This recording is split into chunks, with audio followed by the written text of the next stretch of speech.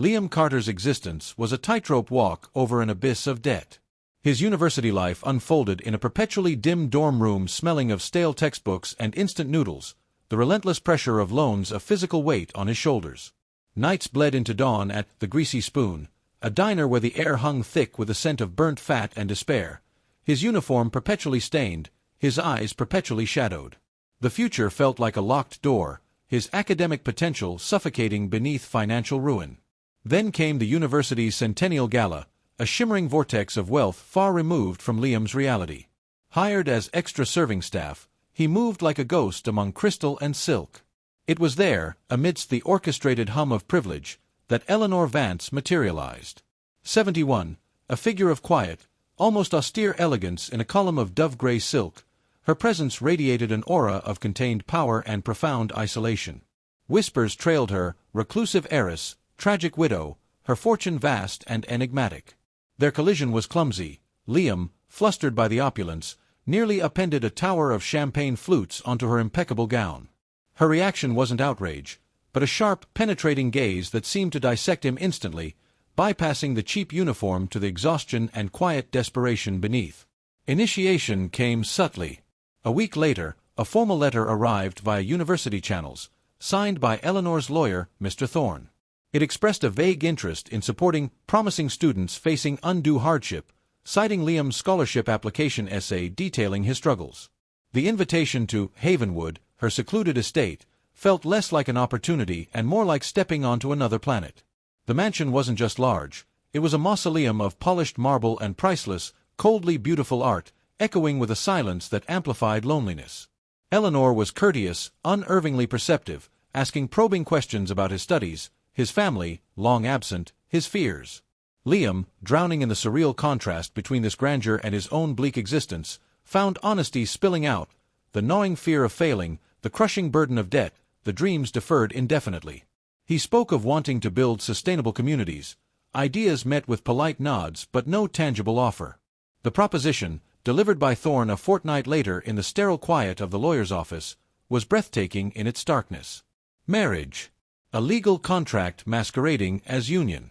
For Liam, immediate eradication of all debt, full tuition coverage plus a generous living stipend, guaranteed access to postgraduate funding, and upon Eleanor's eventual passing, a substantial, legally binding settlement ensuring lifelong security.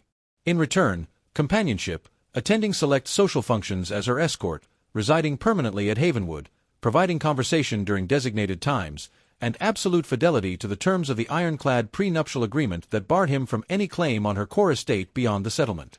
It was a transaction, pure and sterile. Signing felt like selling a piece of his soul, yet the alternative, more years of greasy diners, mounting debt, and probable academic failure, was a suffocating darkness. He signed. The ceremony in Havenwood's cavernous, book-lined library was devoid of warmth. Only Thorne, a stern-faced housekeeper named Mrs. Davies, and a bored officiant witnessed the exchange of rings that felt like lead weights.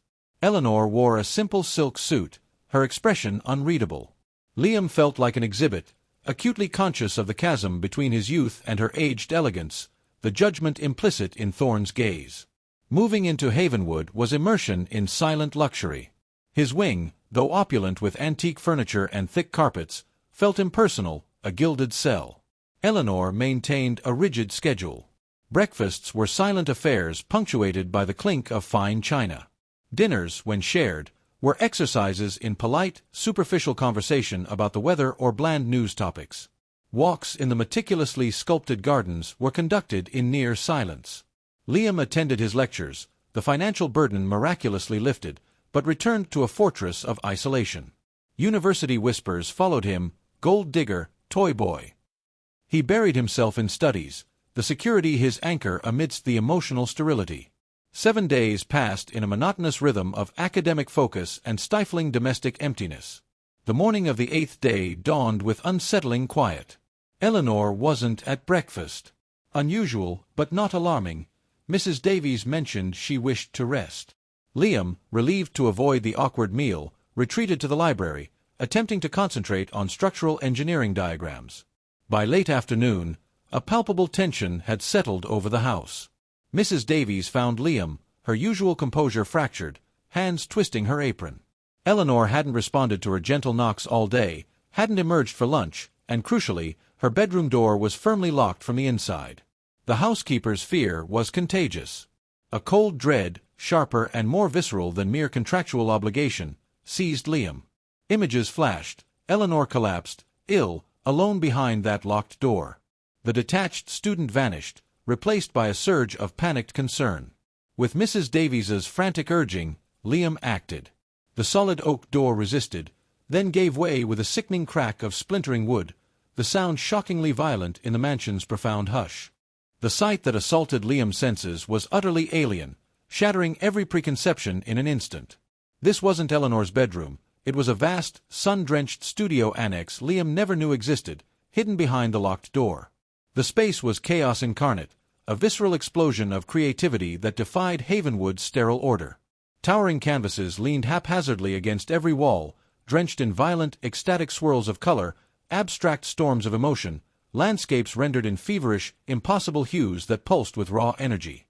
The floor was a forest of sculptures, twisted, welded metal forms suggesting agonized figures, delicate, intricate pieces woven from bleached driftwood and shards of vibrant stained glass catching the dying sunlight, amorphous shapes carved from dark stone.